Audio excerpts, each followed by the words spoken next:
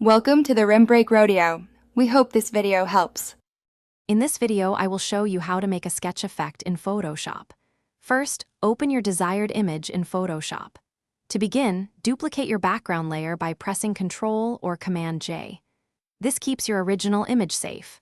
Next, desaturate this new layer by going to Image, Adjustments, Desaturate, or by pressing Ctrl or Command-Shift-U. Then, duplicate this desaturated layer.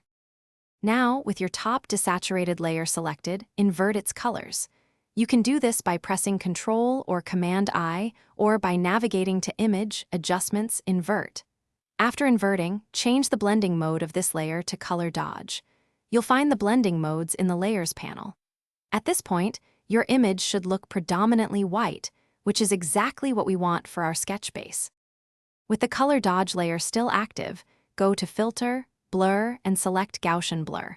This is where the magic happens. Adjust the radius slider to control the intensity of your sketch lines. A radius of around 5 to 10 pixels is a great starting point for most images, but feel free to experiment. As you increase the radius, more of your original image's details will emerge as sketch lines.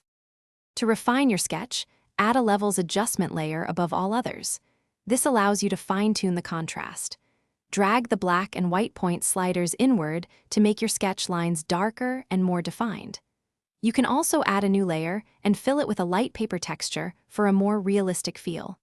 Finally, group all your sketch layers together for a clean and organized workspace. Thanks for watching. Consider subscribing if we helped you.